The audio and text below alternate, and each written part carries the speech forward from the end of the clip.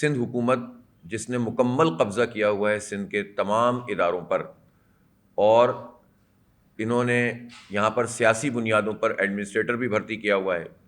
کراچی میں، تو اتنی زیادہ جو فوکاس تھی اس کے بغیر انتظامات کا نہ ہونا یہ بات بتا رہا ہے کہ یہ دھڑلے کے ساتھ اب کراچی کے اور پورے سندھ کے عوام کے ساتھ جو چاہیں کریں، اور ان کو شاید کسی نے یقین دلا دیا ہے کہ تمہیں کچھ بھی نہیں ہوگا اور تم بہت مضبوط ہو۔ میں حیران ہوں کہ اس پر ایم کیو ایم کہاں کھڑی ہے۔ شہر میں ان کا اسٹیک تھا،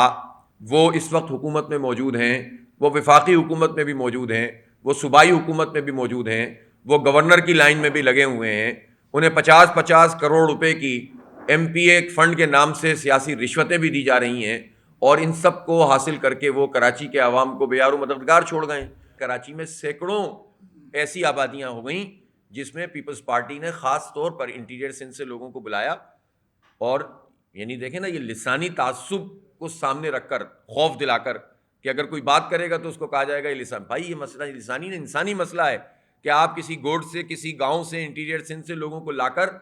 آپ جھگیاں بنا کر ان کو لاتے ہیں، یہ تو خود آپ ان کے ساتھ زیادتی کرتے ہیں۔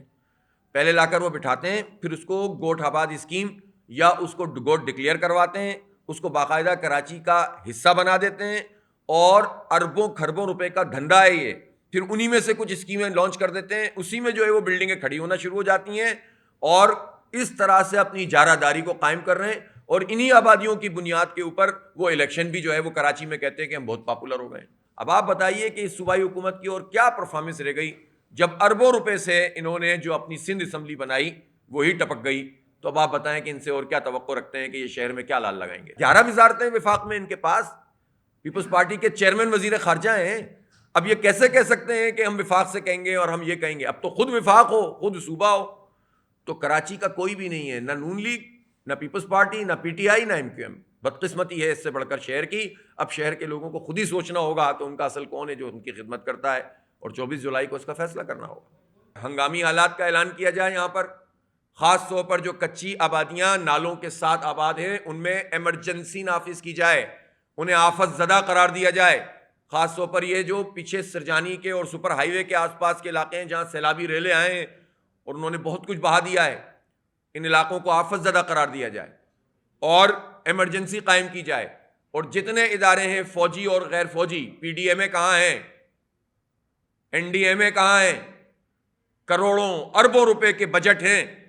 اور ایسے حالات میں یہ سب غائب ہوتے ہیں۔ اپنی مدد آپ کے تحت لوگ دھکے لگا رہے ہیں، این جی اوز کام کر رہی ہیں، الخدمت کے رضاکار کام کر رہے ہیں، ادارے کہاں ہیں، یہ ہمارے ٹیکس کے پیسے کہاں ہیں؟ تو ان تمام کچی آبادیوں کو جو اس وقت برے حالات میں، ان کو آفت زدہ قرار دیا جائے، ان کو ریسکیو کرنے کے لیے ہنگامی طور پر اقدامات کیے جائیں،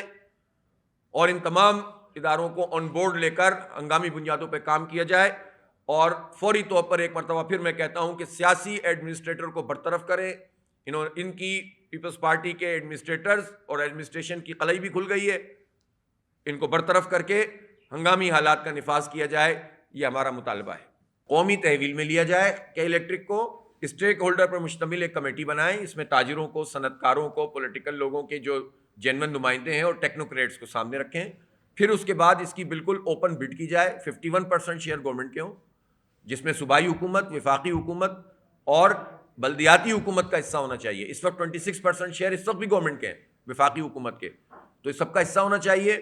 اور 49% شیئرز کے لیے مختلف کمپنیوں کو انوائٹ کرنا چاہیے۔ مونوپولی نہیں ہونی چاہیے، یہ مونوپولائز سسٹم جو ہے، ایکسکلوزیوٹی جو ہے ان کے لائسنس میں، اس نے بیڑا غرق کیا ہے، اور مختلف کمپنیوں کو آپ انوائٹ کریں، یہ ٹھیک ہو جائے گا، 2-3 سال میں یہ بالکل ٹھیک ہو جائے گا ادارہ۔ لیکن یہ تو ابھی کرپٹ مافیا کا ساتھ دیتی ہیں ساری گورنمنٹس اور ساری پارٹیاں جنہوں نے بھتے لیے ہیں کہ الیکٹرک سے۔